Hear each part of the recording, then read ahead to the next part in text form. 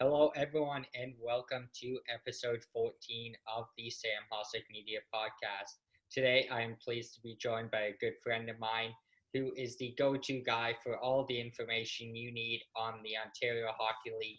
He is the color analyst for the Barrie Colts on Rogers TV and does some work with Barrie Today and Barrie 360. Please welcome to the podcast, Gene Pereira.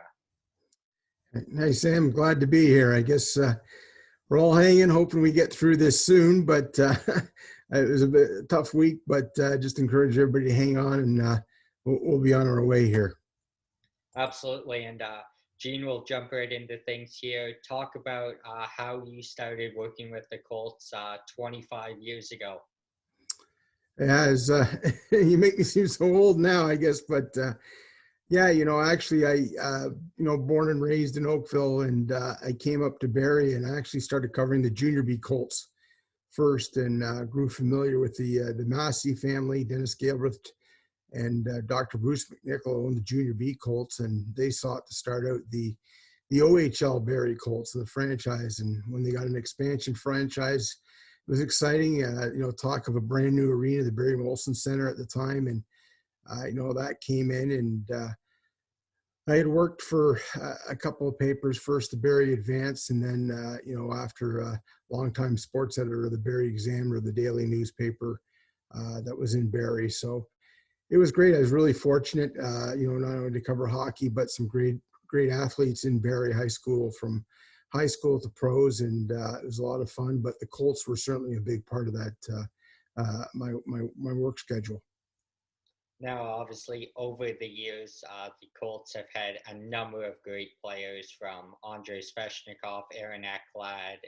The list goes on and on. Who is some of the favorites you've been able to kind of watch over the years of calling games?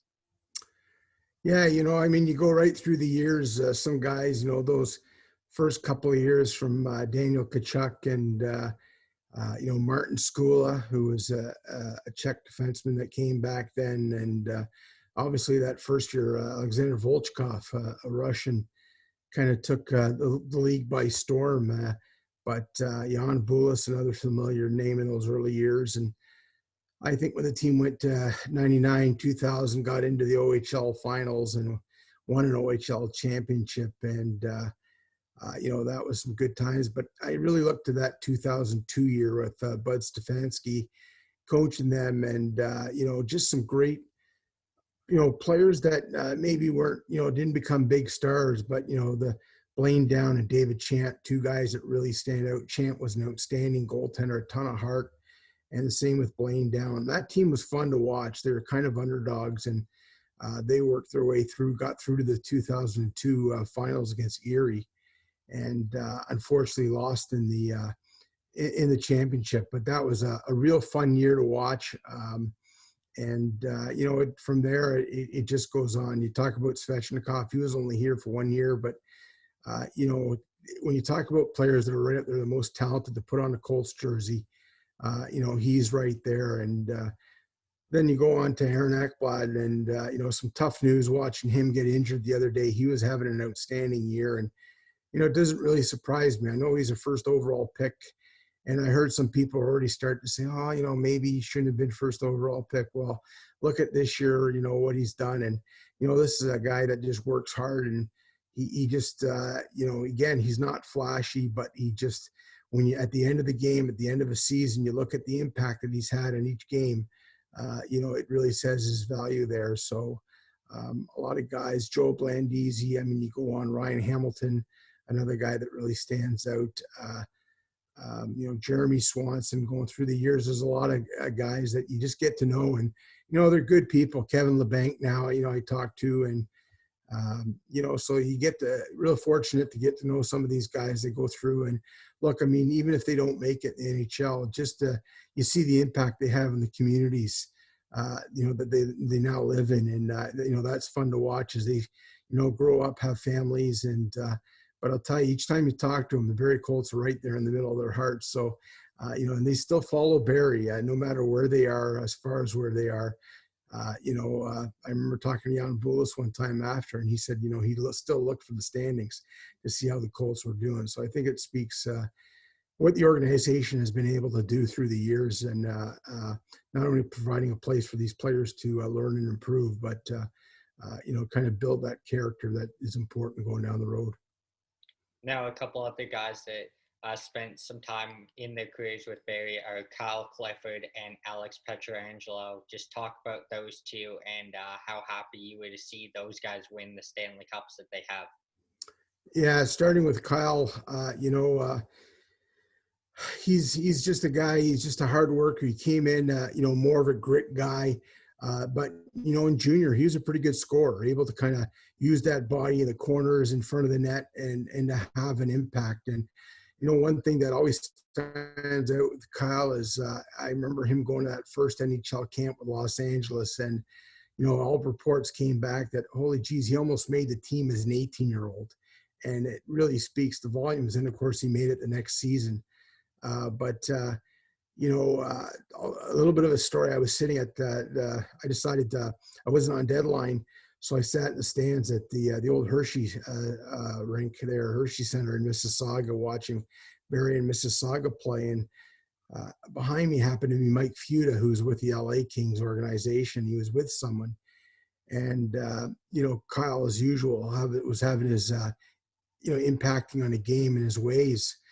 And just listening to Mike kind of rave about him. This is after they selected, Kyle, and Futa was just raving about him and just looking at the impact. He was telling who he was sitting with. This guy is going to be a beast, I think were the words that he said, and it's true. You look at the career, and then, I talked to Kyle after he won that Stanley Cup, and it's funny because I said, what a life. You get to live in California, the beaches and stuff, and he's a farm boy. He told me, he's like, I'm a farm boy, Gene.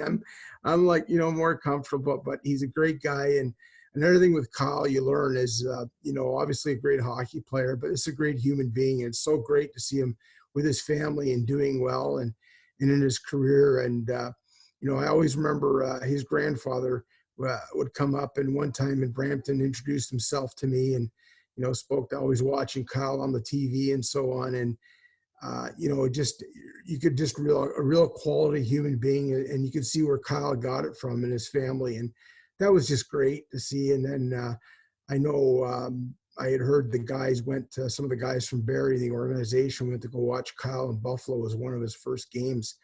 And he'd come through Buffalo. And unfortunately, his grandfather had passed that day, and they didn't tell Kyle until after the game that his grandfather passed, and they were really close. So that was obviously emotional, and it speaks to, again, the character that Kyle is. And, that's what it is. I mean, you get to see a lot of these guys on the ice and the impact, but, anybody that's at the honor of meeting Kyle, and I say that because he really is a class individual. And, you talk about Alex Petrangelo winning the Stanley Cup as well. I mean, there's a guy that, came in halfway through the year, was only there for half a season, but what an impact. I mean, that Barrie team was loaded, and yet you could tell Alex was just a certain pedigree above.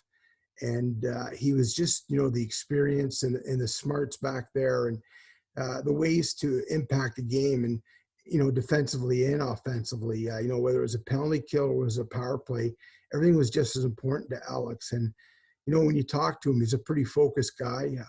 I think he knew what, every shift kind of meant, and, he wanted to go up to that next level, and he was focused on that. But actually, the first time I kind of really got to sit and talk to him was intermission after the first period one game, and that's because he had got suspended. He had, in the penalty box, they were tossing the water bottles at each other. They're throwing water, squirting water.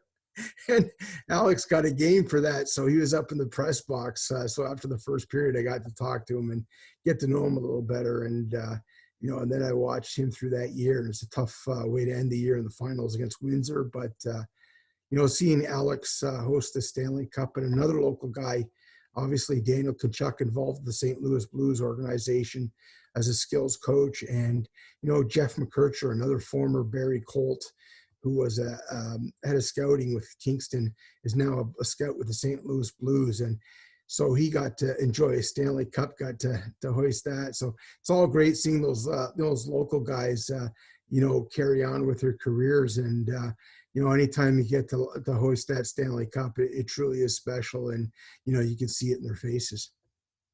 Now, another guy, obviously his team's going through a lot right now, but Tanner Pearson with the Vancouver Canucks just re signed for 3 years, I believe it was. So just talk about his time in Barrie, him winning a cup, and how excited you're to see him having the success now in Vancouver. Yeah, Tanner came to Barrie. He's kind of under the radar, and it made it a little bit older. And I think Tanner deserves all the credit because he loved hockey, and he all of a sudden took it seriously. He got and came to camp a lot better shape, and became an impact guy. And again, one of those guys that, unfortunately, the big year that Barrie is going to have, he got injured in the final regular season game, and they lost him for that playoff run. But watching Tanner's game develop, and it was so nice to see him go in the first round. Another guy that went to the Los Angeles Kings, and again, just seeing him rewarded for that game. And he's one of those guys that he's smart, and he does all the little things at times. And you've seen him with Vancouver. They just understand that they may have re-signed him or just recently, but I know they were close. There were negotiations to re-sign him to a 3-year deal. And, why not? He brings that experience. He's a Stanley Cup champion to Vancouver. And it's really rough seeing what Vancouver's going through with the COVID. But, hopefully those guys can get healthy and then get back. And, for Tanner, it's great to see him again have some stability and getting that new contract. He got to win a cup early, and he played, if you remember, he played a pretty vital role with that Kings team, which speaks a lot for a young player to kind of take on that kind of role and succeed at, playoffs are just so intense. And, I'm not surprised because Tanner's one of those guys that he's pretty cool, calm, and collected. And, you saw him rise to the opportunity in the Stanley Cup, help the Kings win a Stanley Cup. And now with Vancouver, the young club that I know they've taken a step back from maybe last year, but there's still a lot of skill on that Vancouver team. And I'm sure that's got to be exciting for Tanner, seeing kind of all those young guys around him and knowing that if they can just put things together here, possibly next season, they can make another solid run. Absolutely. And from Darren Drager on Twitter, 3 years, 3.25 mil a year for Pearson. So obviously, special contract there, and hopefully they're going to get through all this COVID stuff and get back to playing soon. Yeah, you like to see these guys get security for their families, and with a longer term contract, 3 years. And yeah, as well, look, Vancouver got to put themselves a pretty good deal for what he brings. Tanner's, again, just he's a quality guy in the room, and for a young team with a lot of young faces to have someone that's gone through a Stanley Cup playoff run, knows what it takes to win a cup, and to have that kind of guy like Pearson in that room is going to help that young team. And again, and then what he brings on the ice is he's got some intensity to his game, obviously, but he can score some big goals. But not only that, he's a smart hockey player, and he knows what the situation calls for. And sometimes it's tough. You want to carry the puck into the zone and deep, but one of the toughest things when you're up 3-1 and you're trying to work that clock, just work that clock. And I know you might see an opening, you want to take it, but and that's what Tanner Pearson does. He's a smart hockey player, and he knows what the situation is. He's going to help that young club. Now, obviously, with you being a part of the Colts organization, it wouldn't be fair not to talk about Dale Howardchuk. Talk about what Dale meant to you as a good friend of yours, and just the impact he had on your life. Yeah, I was, obviously I knew the name Dale Howardchuk well before a hockey legend. And, you always wonder when you come with those guys. I mean, look, he had a lot of success and one of the all-time hockey greats. But, the thing that as I got to know Dale was, there was no, he didn't come across as a cocky person in any sense. And actually, if you wanted to talk about his career, you'd have to bring it up with him. And he had some great stories. But Dale was, again, a private person. But as you got to know him, and kind of build that trust, because I think you have to do that. That's part of a job of the media, is building that trust with the people that you deal with. And with Dale, I think I was really fortunate. I look back, and a lot of the games I would go in, and he'd allow me to come into the coach's room for about 20 minutes, and we'd talk about whatever was happening that night, who was out, who was in, that type of information. But with Dale, it wasn't just that. He always asked how you're doing, and he always took interest in that you're okay, or your family was okay. And I think that spoke to Dale, and that kind of really got to you after a while. And and then when he got the news that he had cancer, I mean, that was just really hard. And he fought so hard. He was just one of those guys that, again, was always more optimistic. And I saw him, he'd still come to the rink, and that was such a lift for the guys when they saw Dale at the rink, and so on. And again, I'm really fortunate to have had a chance to meet Dale Howardchuk in my life. And you think he's just a hockey Hall of Famer, but Dale was so much more than that. He was a person. And when you talk to people in the organization that work with Dale, like, he always took the time to listen to what they had to say.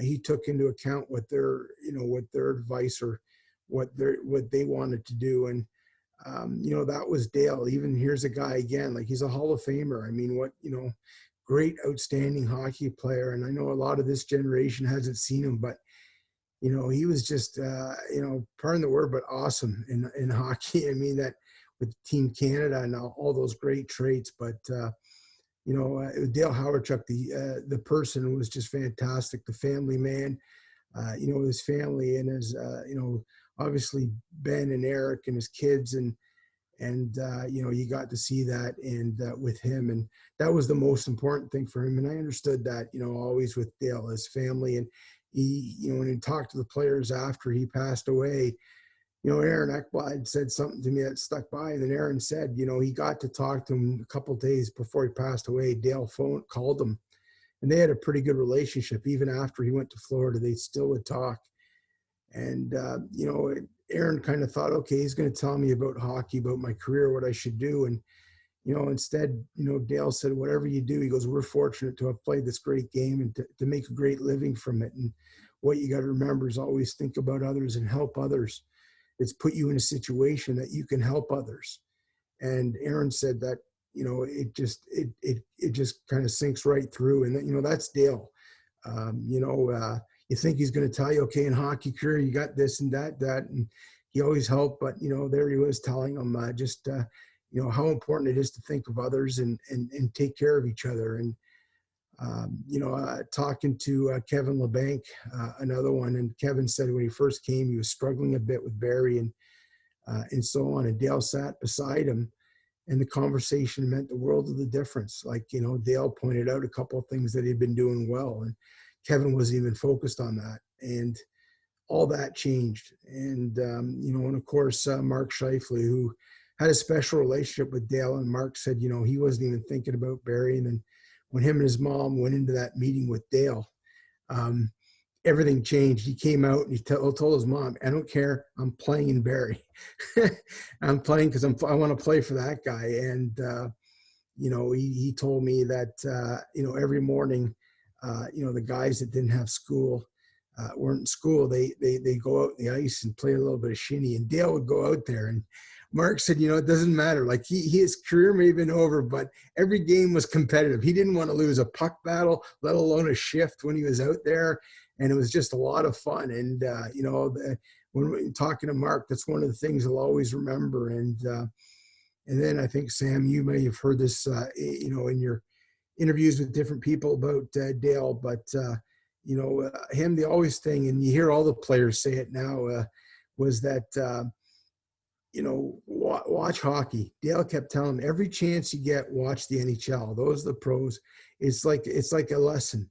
That's education right there. Every time you watch a game, you watch hockey, watch others, you learn from it, learn from what they do, watch them, what makes them successful. And he kept telling his players that. And it's like I said, you hear them repeating that. And, and for Mark Scheifele, who's obviously become a star in the NHL, that was fun to hear him talk about that, and just how important that little bit of lesson, that little bit of nugget. And you think, what, watch hockey? Like, but it's true, you get to see the pros do it, the best do it in the world, and you can learn a lot from it. And that's what the Colts have done. But, again, I got to admit, Sam, it's going to be really hard that first game back, when we get a chance to honor, and it's all unfortunate with this COVID, but, Dale Howardchuk was there for quite a while in Barrie, and he left a lasting impression, I think, not only with the players, but everybody that dealt with them. And I still fortunate to talk to Eric and, check in and see how they're doing. They got the Howardchuk Foundation. With anybody get an opportunity, please donate and help. And again, it's just, really, look, it's going to be a tough night, that first night getting back to him. But I know Dale, hey, you got to get back on the game, get in the ice, and, do the things that make it successful. So he's definitely left a lasting impression on everybody, including myself. Now, what is the funniest story you have about Dale Howardchuk? The thing with Dale is he had this dry sense of humor, and he'd, it's kind of like it'd come like with a one-line zinger, but I still think, and again, it's like, here's this guy comes in, an NHL Hockey Hall of Famer, takes over as head coach of the Barrie Colts. In that first year he came back, I mean, obviously Dale wanted to make his mark. He'd been coaching in Orangeville Junior B, but, no matter what, even though here's this guy with his resume of a Hockey Hall of Fame and so on, but he wanted to be successful. And, so I think he felt a lot of pressure that first year, but unfortunately it was a Colts team. Kyle Clifford didn't come back. I think Burmeister that year. But, it was pretty much determined they were going to be rebuilding. And about halfway through, they had to. But I remember one of those games, early on, they played Niagara, and I think it was something like 7-0 after the first.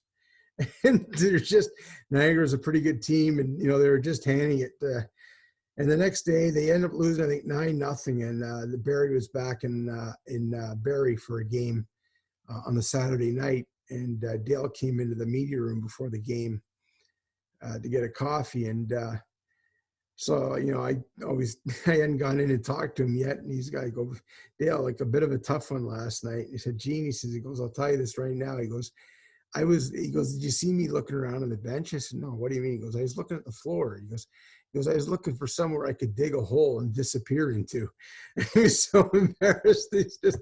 He said it was just one of those nights that he wanted to, he wanted to dig a hole with and disappear. But, Dale didn't do that with the players. And I think that's the lesson. He was a player's coach, and he could be stern. And, one of the players I think that really benefit was Andreas Athanasiou.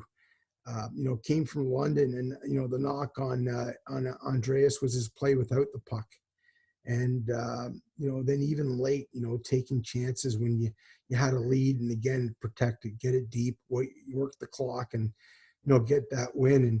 And Andreas, I think, had a bit to learn, but with Dale, he gives you enough of that leash offensively to create. And of course, Andreas was a heck of a skater, a heck of a stick handler, playmaker, and fun to watch. Some of the most dynamic goals in Colts history, I think a few of them with Andreas was responsible for. But, he became a much better hockey player because Dale Howardchuk, and Andreas will say that himself. And, he became a much more complete player. And then, that was the big thing. And I remember Dale telling me that he said, look, you're going to a Detroit organization that takes its pride in play at both ends. And, this obviously they have a tough stretch here for the last few years, but before, Detroit was a pretty good organization. And it was that demand to not just be an offensive player, but to be a complete player. And he said, you're not going to get a taste of Detroit until you learn, so you might as well start here.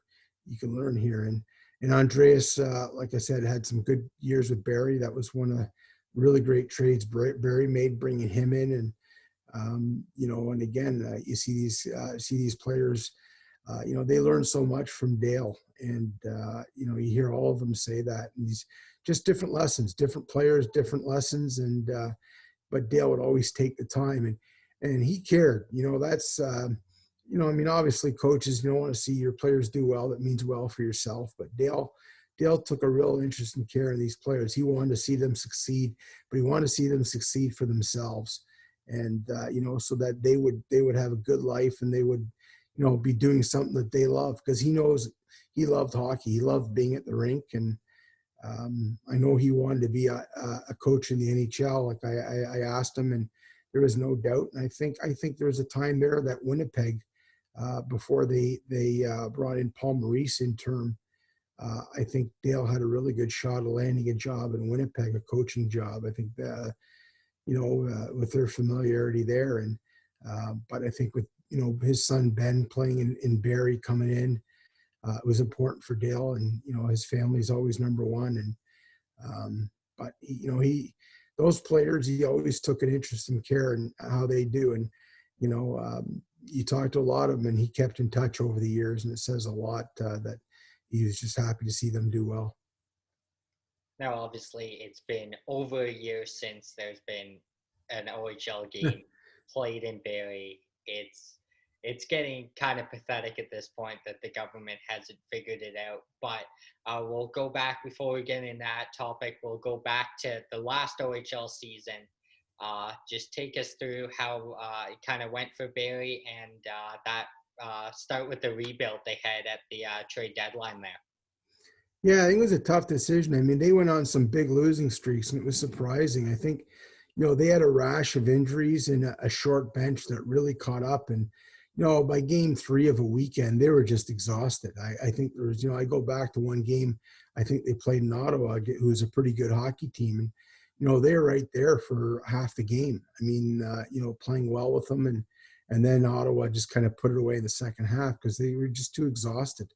And, I thought that team would do better last year to start. I think they had a solid roster, but, credit to the Colts, who, halfway through looked at it and said, we're going to lose some guys here that aren't coming back. And realistically, what are our chances of competing? And, look, it's important to build. And obviously you want to go a deep run, playoff run for fans, but, you want to do it when you have the organization. Junior hockey's there's a lot of rebuilding in junior hockey, and it's how quick you can do it. And, volumes for what they did at the trade deadline there. They made some tough moves, Jason Wilms,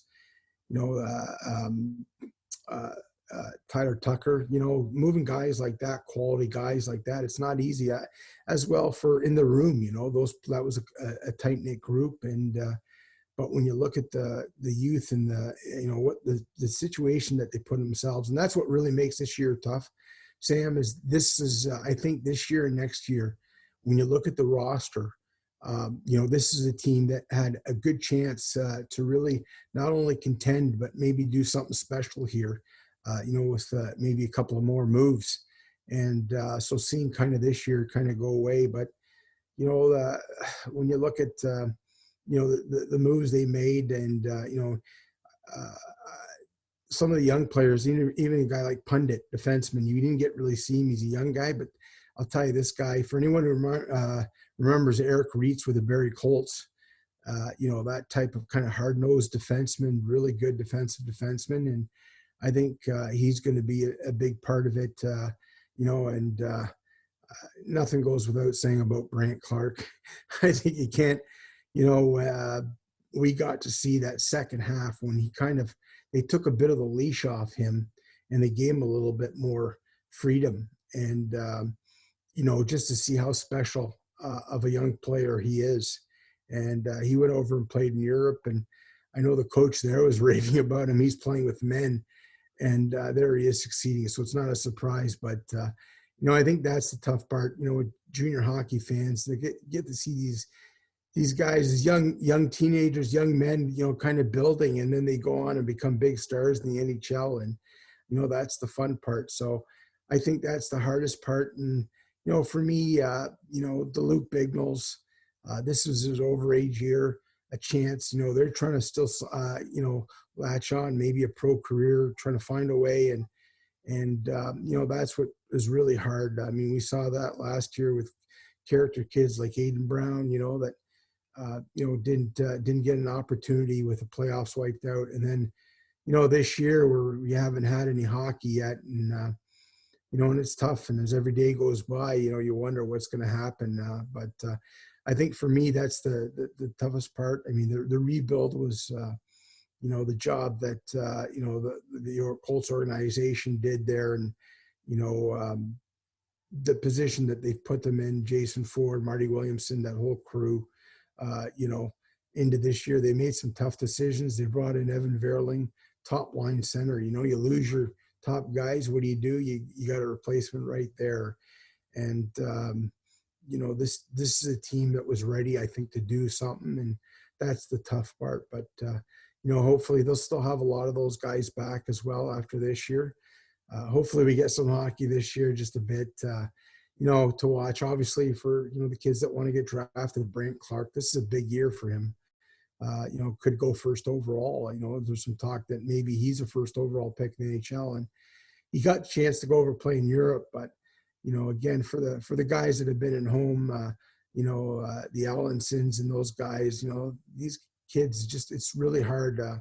We're in the middle of a pandemic, and it's understandable.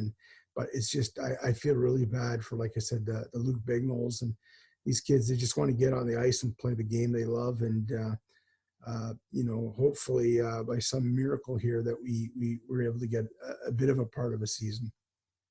As you mentioned, there obviously no OHL season yet, but some of the Colts have been able to kind of go overseas or be able to play a little bit of professional. So just a couple of names we'll bring up: Ethan Cardwell, Victor Hatfield, and Matthew Shreddle. Just talk about those guys. I know Shreddle was over in Europe.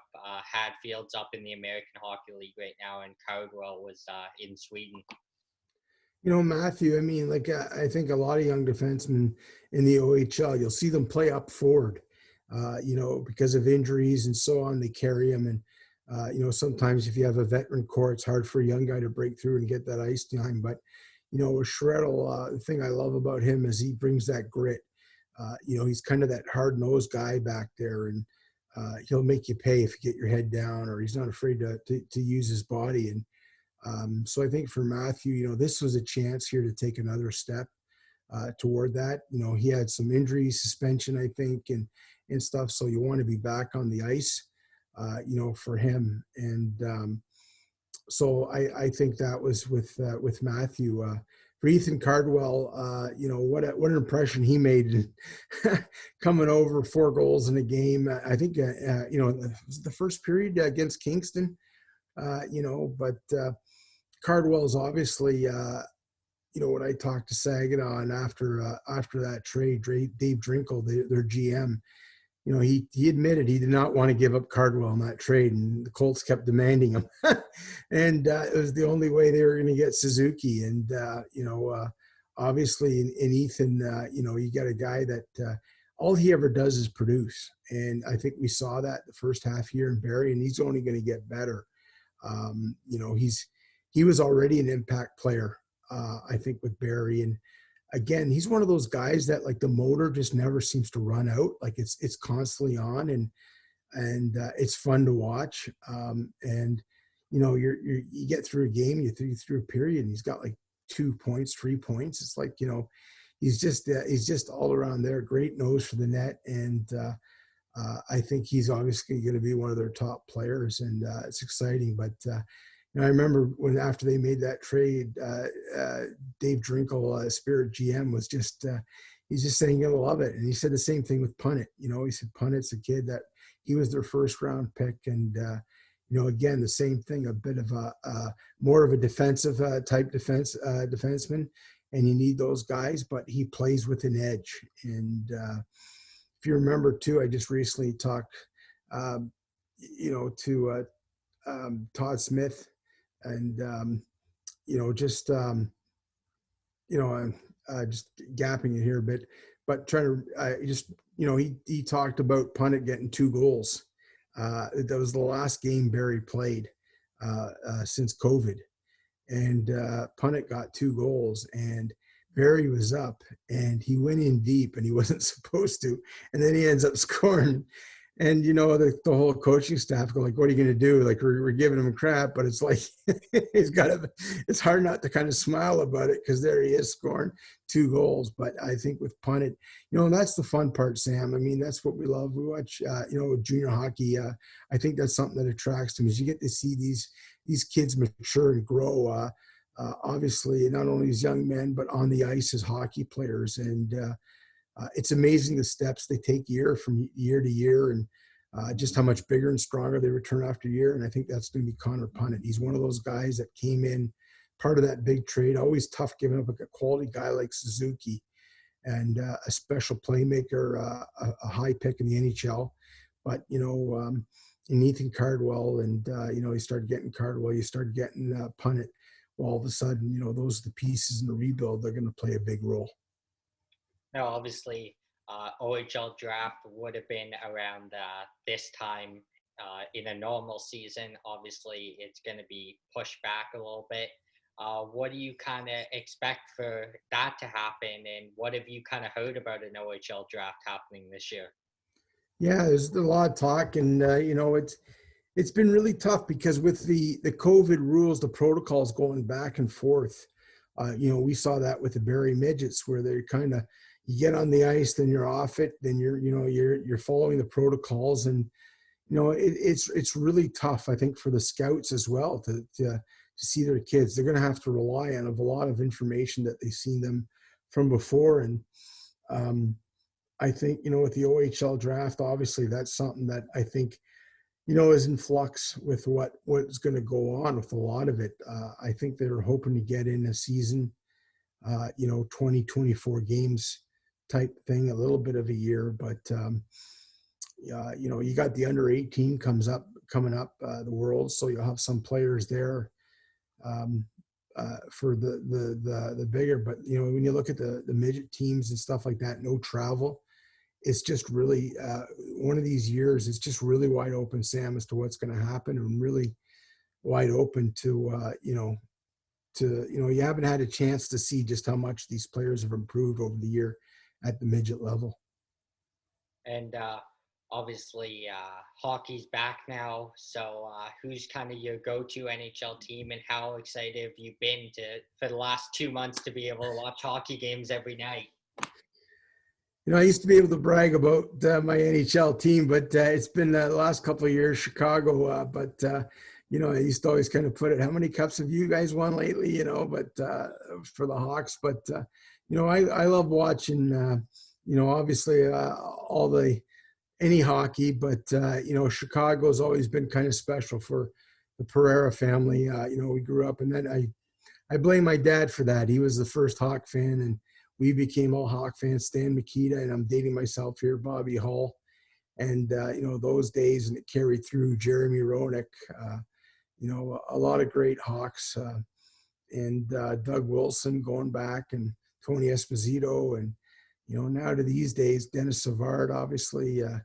But yeah, I kind of still obviously follow the Hawks, and the funniest thing, my dad passed away some years back, but my mom's now the biggest Hawks fan in her family. Like, she's diehard. Like, it's just like, she's got to watch. She watches every game. She's got to tell you about every game. And, she's, so it's kind of neat to see that. But, I'll always be a Chicago fan, loyal, and, it's stuck. I've always stuck with them. But look, it's fun to watch other teams. Toronto, obviously, a lot of people love the Leafs in this area, and they got a pretty good hockey team. They got off to a great start, and they're going to be fun to watch. And maybe Jack Campbell gives them the goaltending that they need, that they can carry on here and stuff. I was hoping that Clifford would come back with them.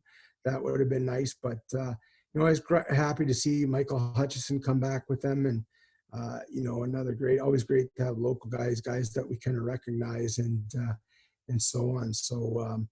Yeah, it's fun watching the NHL. Colorado is one of my favorite teams to watch. They're just so talented, and I'm kind of angry right now at Nashville because they're beating up on Chicago every time pretty good. They've always done. They've come alive, and you think, okay, Chicago's going to make the playoffs, which is good for them. They're a younger team, rebuild, and then Nashville here in the last month has played them like 6, 7 times, and they beat them every time. It's just like, come on. It's fun to watch though, but at least we're getting some hockey, right? So, and um, that's one of the tough things with the OHL being off right now is I think they, I'm afraid, I'm hoping not. I'm hoping that they can still get something going here. But I thought they missed a window here. We had the Western League open up. We had the Quebec League. Look, I know it's a lot of the guys want to get back, and that's what I want to see it for. And I believe they can do it, fairly safely here with the proper protocols. Set up with the bubbles and limit the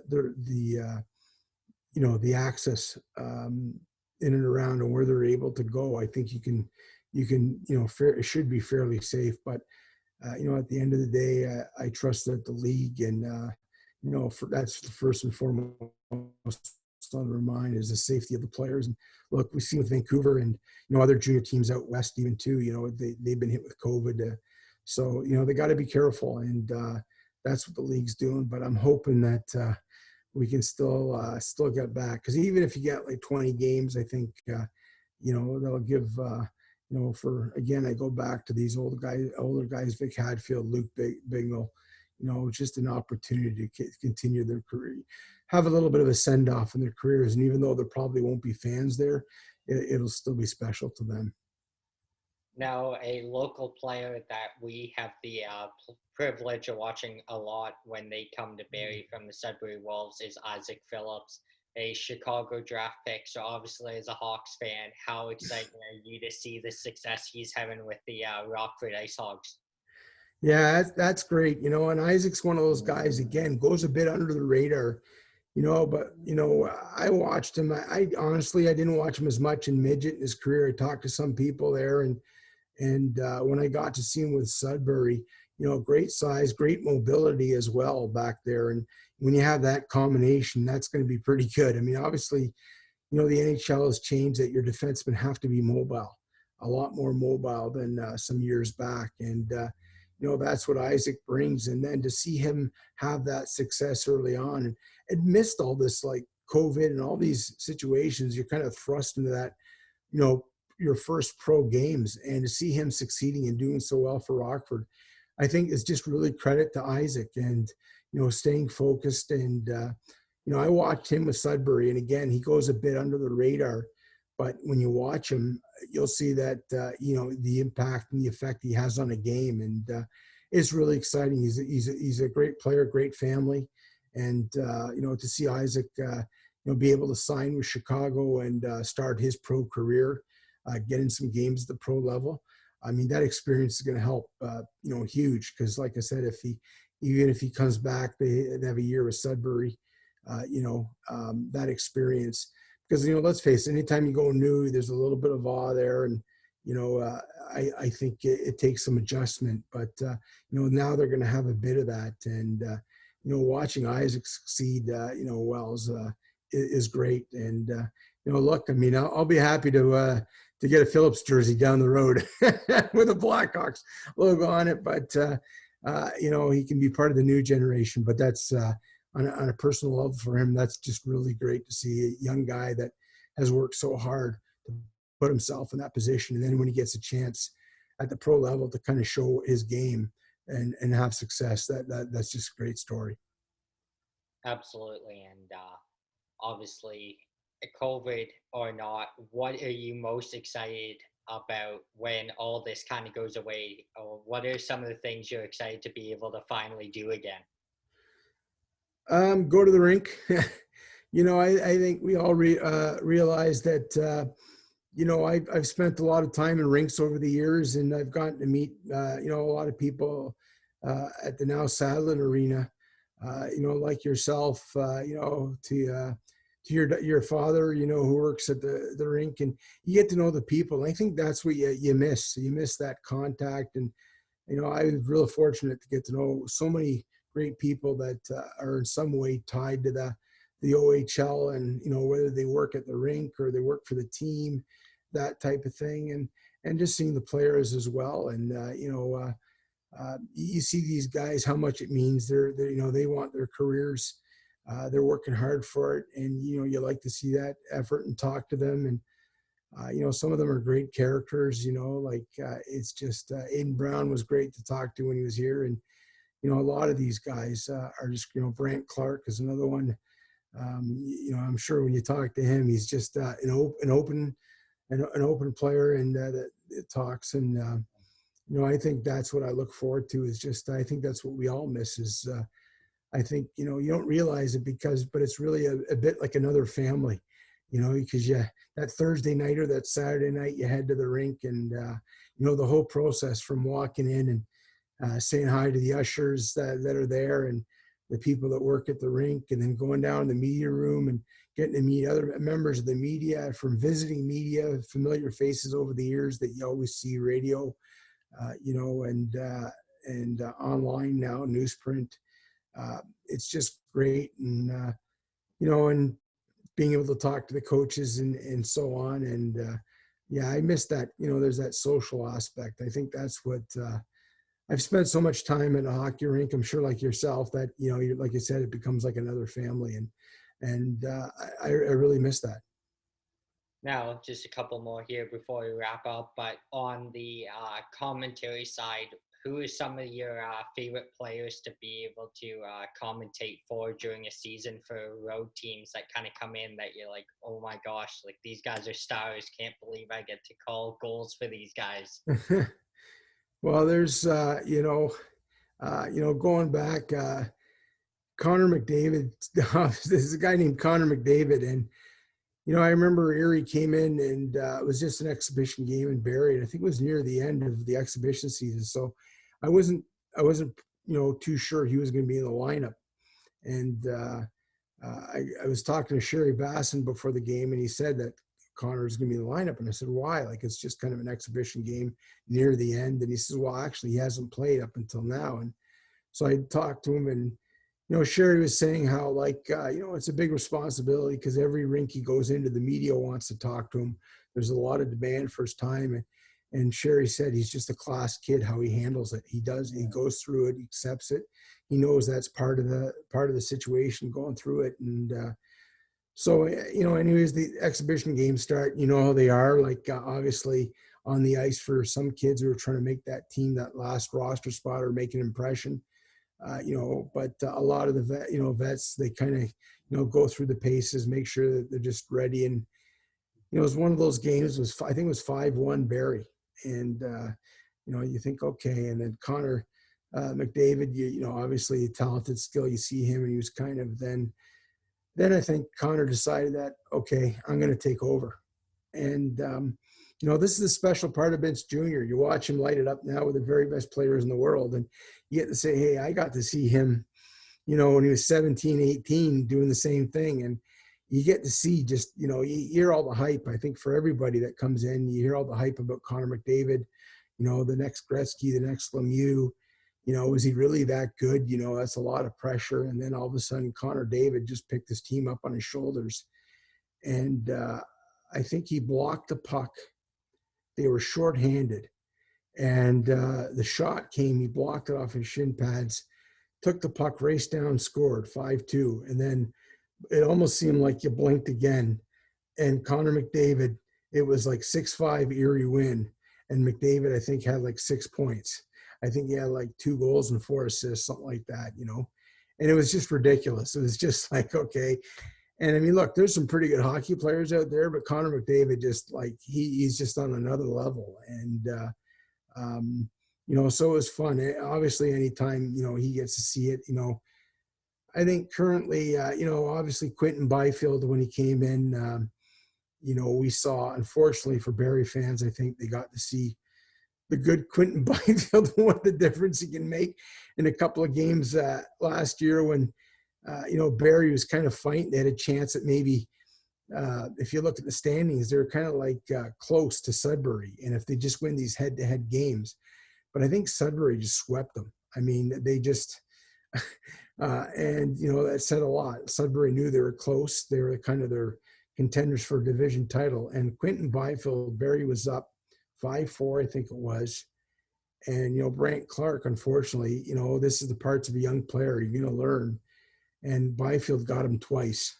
And that's what you learn with top. That's why Quentin Byfield's one of the top players, and a kid like Brant Clark is going to learn a lot from that. And he wanted to get right back there on the ice, but that's what happened. Byfield scored late in the third to tie it 5, then the overtime winner, right? And it's just like, okay, so he's always fun to watch. Uh, so it just goes through. There's a list of guys, but that's the fun part. And I always tell fans, the great thing about hockey watching this is you'll see these kids come in and they're so young and they're just learning the league, and maybe they don't have that impact in the first year. They kind of look like they're a little bit out of place at times. And then you start to see flashes of them like, oh, that will, wow, you start to see that skill take over. All the butterflies go away. They start to familiarize themselves with the speed, adjust to it. And, I always point out to Alex Hutchison scored one goal, and that was in the last game of the year against Peterborough. Well, here's a guy that I think scored, 30, 42 twice or close to it, 2 years. And it just shows you that, you know, it's development. It's a development game. And very, very rare do players come in that first year and have a big impact in the league.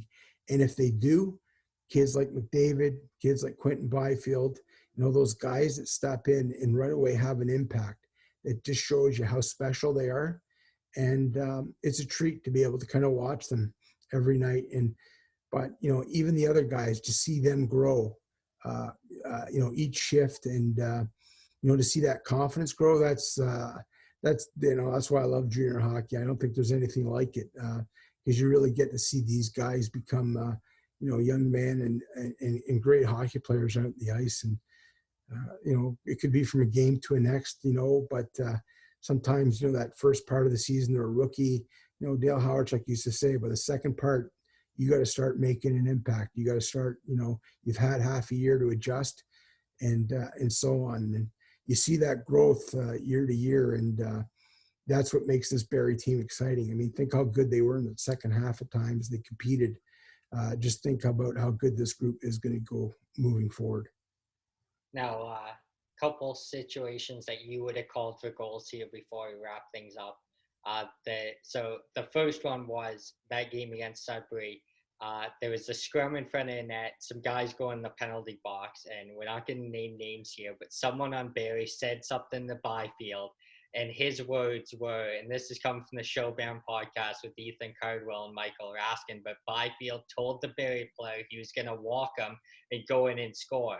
Well, what happens is he goes down, walks the guy, scores, and shushes the crowd. So just take us through that goal and just seeing Byfield just completely walk a Barrie defenseman. How are you calling that as an announcer of a home team?